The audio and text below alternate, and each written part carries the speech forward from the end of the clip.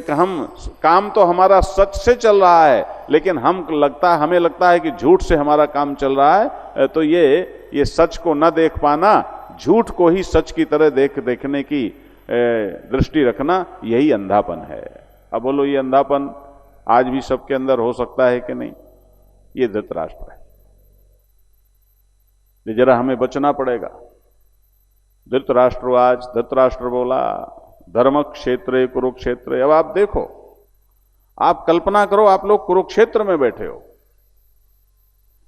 इस कुरुक्षेत्र को धृतराष्ट्र भी धर्म क्षेत्र बोल रहा है, पहले कुरुक्षेत्र नहीं बोला।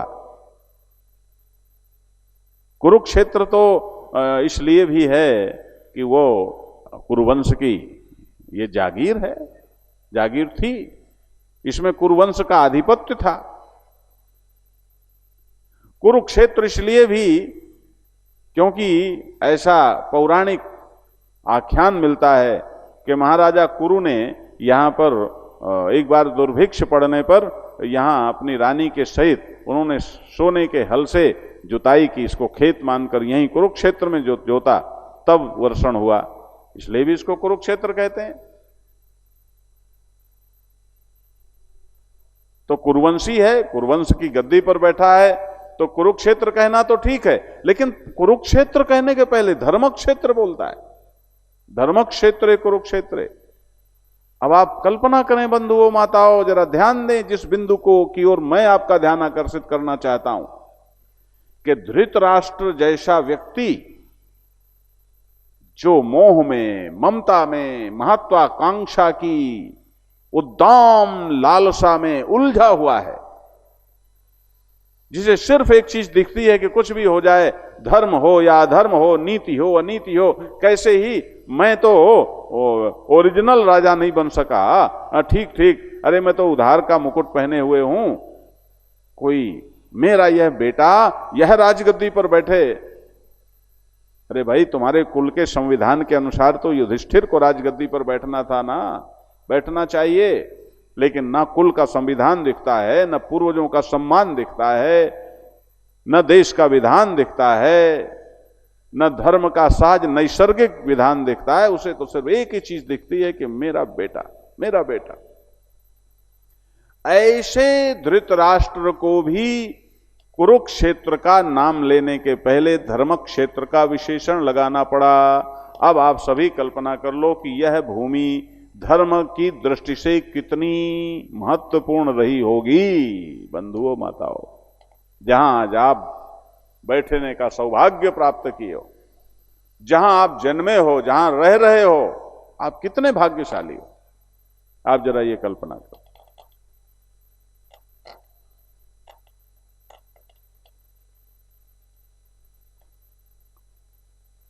धर्म क्षेत्र, और धर्म क्षेत्र इसलिए भी कि यह वैदिक तीर्थ है। शतपथ ब्राह्मण में इसकी चर्चा है, वामन पुराण में तो महाराज कुरुक्षेत्र के बारे में जाने कितने अध्याय, और पुराणों में भी इसकी चर्चा है। कुरुक्षेत्र का ऐसा महत्व है महाराज कि यहां आने की कोई सोच ले तो उसके सारे पाप नष्ट हो जाते हैं।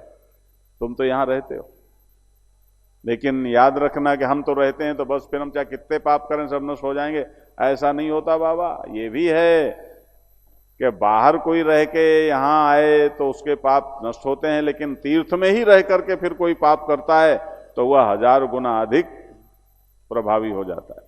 पुण्य भी 1000 गुना अधिक और पाप भी 1000 गुना अधिक, याद रखना, क्योंकि ये तीर्थ है। तीर्थ की गरिमा को नष्ट करना, तीर्थ का एक औरा होता है। यदि हम यहां कुरुक्षेत्र में निवास करके नकारात्मक सोच रखते हैं, कुरुक्षेत्र में निवास करके हम यहाँ के ओरा को नारायण कुछ विपरीत तरंगों से भरने की कोशिश करते हैं, क्योंकि हम कहीं भी रहेंगे हमारे अंदर से हमारे विचारों का की एक तरंग निकलेगी, तो हम गलत करते हैं। ऐसा ये धर्म क्षेत्र, जहां इंद्र ने भी यज्ञ किया हो, ये पूरा क्षेत्र खाली था महाराज। यहां पर सरस्वती नदी का प्रवाह होता था और इस सरस्वती नदी के किनारे ऋषि मुनि यहीं पर रह करके और वो तपश्चर्याएं करते थे। यही आदि बद्री में भगवान वेद व्यास जी ने पुराणों की रचना की, यह वह क्षेत्र है। यह बहुत गरिमामय क्षेत्र है।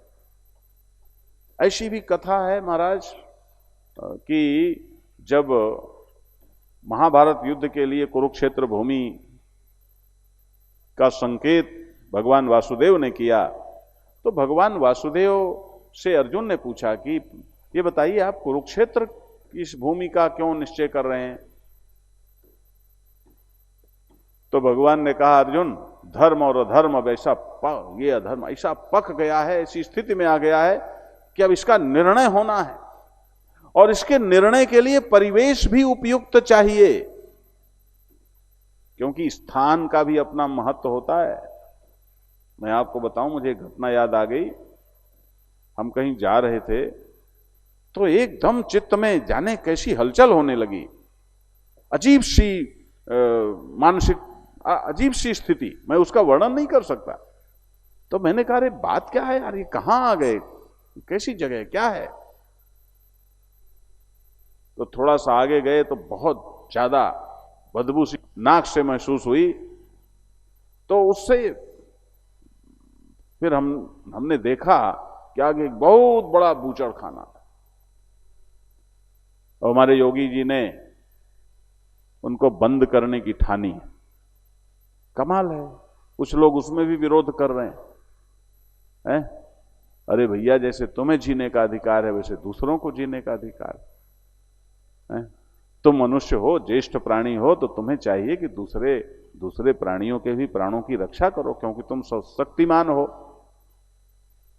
तो उस जगह से जब तक हम निकले नहीं, तब तक एक अजीब सी स्थिति बनी रही। क्योंकि हम लोगों का चित्त खाली होता है तो तुरंत कोई भी प्रभाव हो तो वो महसूस होता है। तो जगह का अपना एक असर होता है। अब ये कुरुक्षेत्र में कथा हो रही है तो यहां एक अलग हो रहा है, और ये किसी महानगर में होती है तो 2-3-4 दिन तो इस ओराव के बनने में लग जाता है। ध्यान देना, कुरुक्षेत्र है, आश्रम है, मंदिर है, आगे नवग्रह मंडलों का निर्माण होने वाला है, ये सब इसका प्रभाव पड़ता है। मैदान बहुत थे, लेकिन भगवान ने कहा कुरुक्षेत्र में युद्ध होगा। अर्जुन ने प्रश्न किया कि कुरुक्षेत्र में क्यों? भगवान ने कहा चलो मेरे साथ। गए तो कुरुक्षेत्र के किनारे में वो जो मुख्य मैदान है और किनारे में जहां पास में कुछ एक बस्ती थी, वहां एक खेत में एक किसान हल जोत रहा था। उसका लड़का हल के पीछे पीछे चल करके बीज डाल रहा था। एक वहीं कहीं से काला सर्प आया और उसने उस लड़के को डस लिया।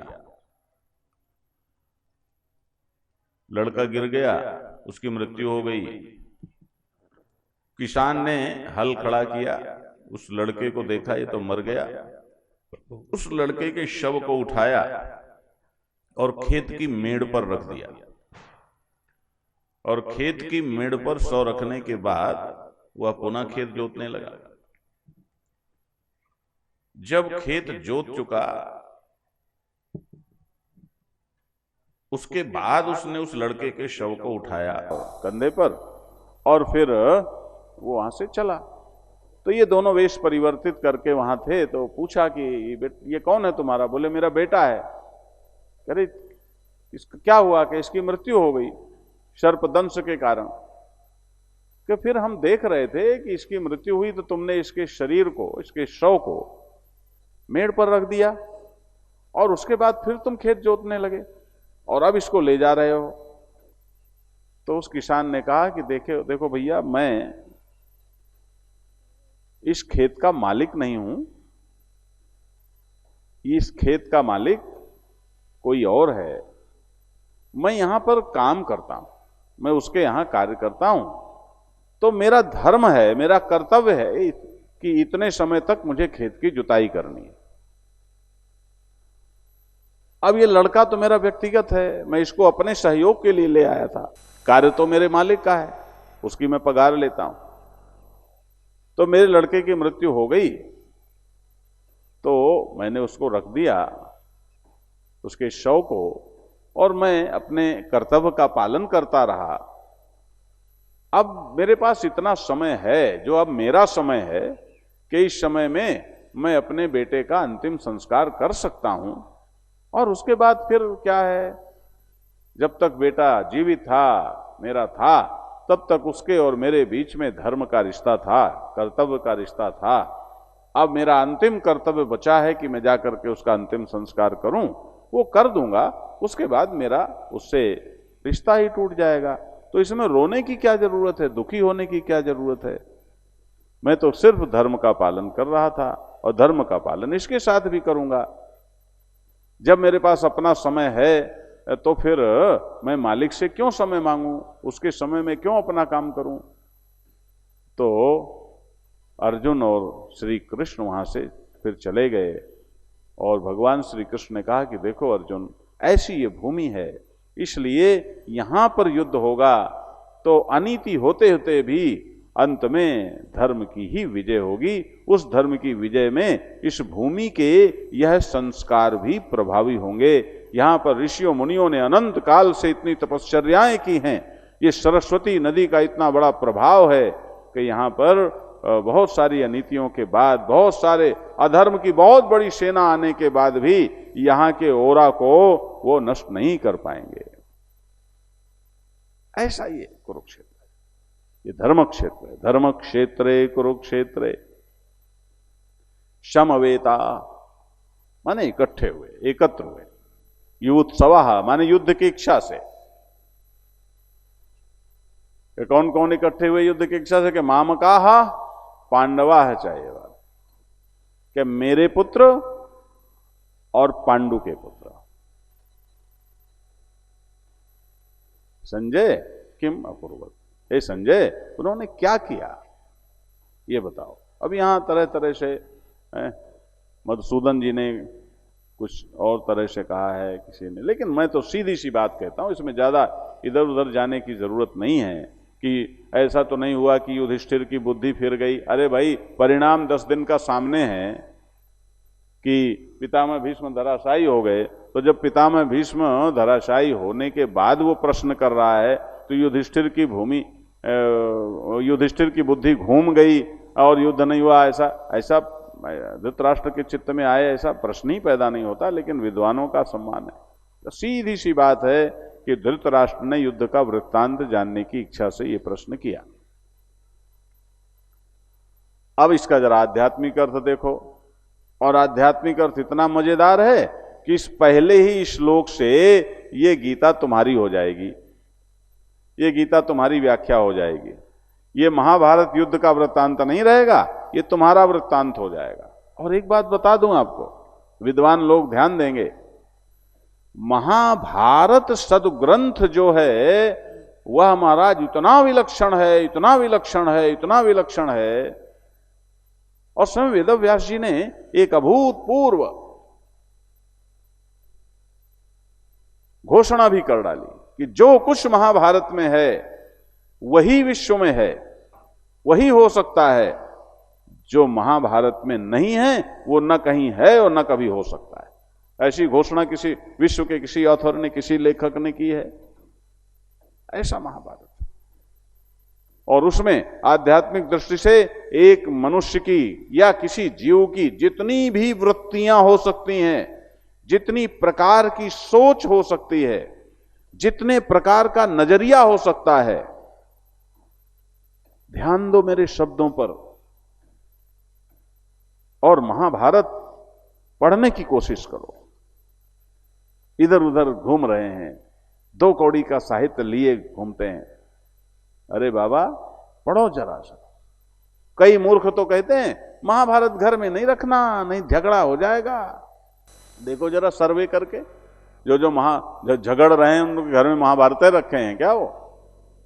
अरे बाबा, हमारे एक संत हो गए, आज मैंने अपने पूज्य गुरु भाई जी को दिखाया था। इधर हम यहीं निवास करते हैं, लेकिन जरा वहां भोजन आदि का है, इसलिए हमने अपना निवास थोड़ा बदल दिया।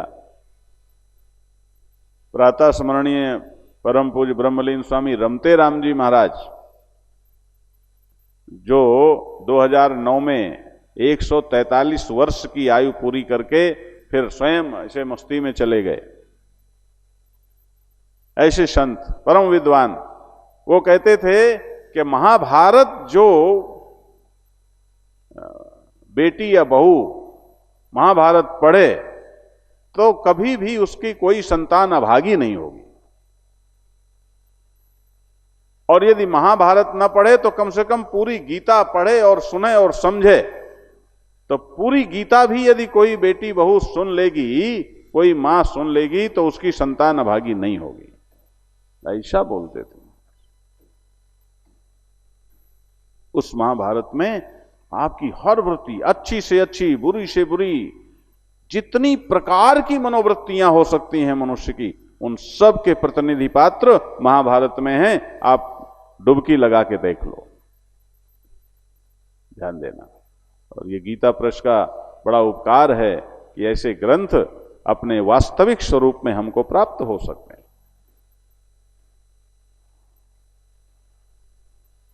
तो नारायण उसी का हिस्सा है।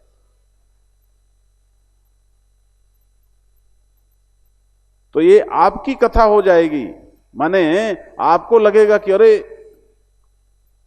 ये तो हमारी बात है। कैसे? यही अध्यात्म है। धर्म क्षेत्रे कुरुक्षेत्रे, क्या मतलब हुआ कि आपका जो शरीर है यही धर्म क्षेत्र है, यही कुरुक्षेत्र है। ध्यान से सुनो, तुम्हारा शरीर ही धर्म क्षेत्र है, तुम्हारा शरीर ही कुरुक्षेत्र है। क्या क्षेत्र किसे कहते हैं? कि क्षेत्र माने खेत भी होता है। ध्यान देना, खेत को भी क्षेत्र बोलते हैं संस्कृत में, है? तो तुम ये जो तुम्हारा शरीर है, इसी शरीर से धर्म के बीज बोते हो और इसी शरीर से कर्म करते हो। ये धर्म क्षेत्र क्यों है? कि तुम इसे धर्म करते हो। अभी ये यहां जो लोग सेवाएं कर रहे हैं वो इसी शरीर से कर रहे हैं। तुम लोग प्रवचन सुन रहे हो, इसी शरीर से सुन रहे हो। तुम कोई पुण्य कार्य करते हो, इसी शरीर से करते हो। पाप होता है वो भी इसी शरीर से होता है। तो पाप हो, पुण्य हो, ऐसा हो, वैसा हो, कुछ भी हो, उस सब के का आधार शरीर माध्यम खलु धर्म साधनम, यही साधन है तुम्हारे पास। ध्यान देना। तो ये जो तुम्हारा शरीर है, ये नारायण, ये धर्म क्षेत्र है। इसमें क्या बो रहे हो तुम्हें देखना पड़ेगा। रोज रोज जो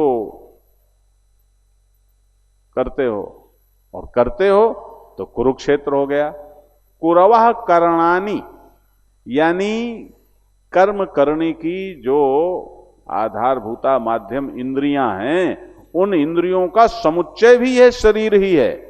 इसी शरीर में आंख है जिसे तुम देखते हो, इसी शरीर में कान है जिससे तुम सुनते हो, इसी शरीर में नासिका है जिससे तुम सूंघते हो, इसी शरीर में नारायण तुम सभी इंद्रियों के द्वारा सारे कार्य करने की क्षमता पाते हो। हाथों से कुछ काम करते हो, पैरों से चलते हो। तो ये इन सभी कर्मशीला इंद्रियों का समुच्चय होने के कारण भी कुरुक्षेत्र है। तो अब इस धर्म क्षेत्र कुरुक्षेत्र, ये जो तीर्थ है, उसकी जगह अपने शरीर में आ जाओ। तुम्हारा और शरीर भी तीर्थ है। हमारे यहां शरीर को भी तीर्थ कहा गया है। ध्यान देना, मन को भी तीर्थ कहा गया है, बुद्धि को भी तीर्थ कहा गया है, हृदय को भी तीर्थ कहा गया है, माता पिता और सदगुरु को भी तीर्थ कहा गया है। बड़ी विचित्रता है। आप जरा डुबकी तो लगाओ अपने शास्त्रों में। इतना प्रैक्टिकल, इतना वैज्ञानिक है। तभी तो जगत गुरु था भारत। धर्म क्षेत्रे कुरुक्षेत्रे, यानी तुम्हारा शरीर ही धर्म क्षेत्र है, तुम्हारा शरीर ही कुरुक्षेत्र है। समवेता युत्सवः, समवेता का आध्यात्मिक अर्थ हुआ समवेत समवाय संबंधेन। दर्शन में एक समवाय संबंध होता है, ध्यान देना। समवाय संबंध का मतलब है कि ऐसी कोई दो चीजें जो एक साथ रहती ही हैं, ध्यान देना, कि झगड़ें लड़ें प्रेम से रहें लेकिन उन्हें एक साथ रहना है। जैसे कोई पति पत्नी, कुरुक्षेत्र में तो कोई नहीं लड़ते, लेकिन कोई पति पत्नी आपस में एक साथ रहें, कभी कभी झगड़ें कभी कभी प्रेम से रहें, हैं, तो वो एक साथ ही रहना एक ही घर में है। लेकिन कभी कभी थोड़ा बहुत कुछ नोक झोंक भी हो जाती है, कुछ वो कहते हैं नोक झोंक होती है तो जरा प्यार भी ताजा होता रहता है। ये समवाय संबंध है, एक साथ। अब ये समवाय संबंध से कैसे रहे हैं इस शरीर में, समवाय संबंध से परस्पर विरोधी वृत्तियां किस प्रकार से रहें, कि युत्सवः युद्धम इच्छवः, युद्ध की इच्छा से हैं, इनकी लड़ने की इच्छा है। ये लड़ने की इच्छा क्यों है कि इनकी सोच, इनकी प्रवृत्तियां, इनकी दिशा दशा ये एकदम उल्टा है, उल्टा उल्टा है।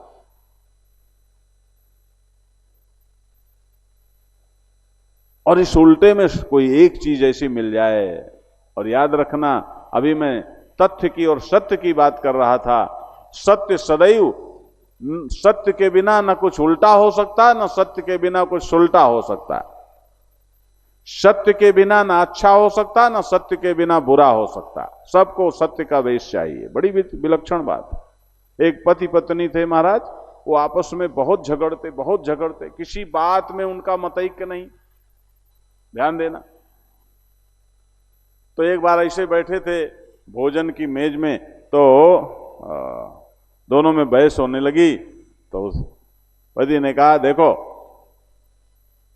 तुम्हारा मेरा तो कोई विचार मिलता नहीं। पत्नी बोली, हाँ मेरा भी नहीं मिलता।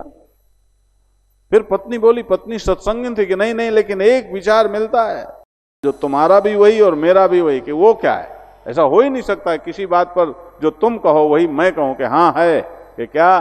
कि तुम भी ये कहते हो कि मेरा और तुम्हारा कोई विचार नहीं मिलता, और मैं भी ये कहती हूं कि तुम्हारा और मेरा कोई विचार नहीं मिलता, ये विचार मिलता है। यहां ही सत्य हो गया, और यही पॉजिटिव हो गया, यही प्रेम का आधार हो गया। ध्यान देना।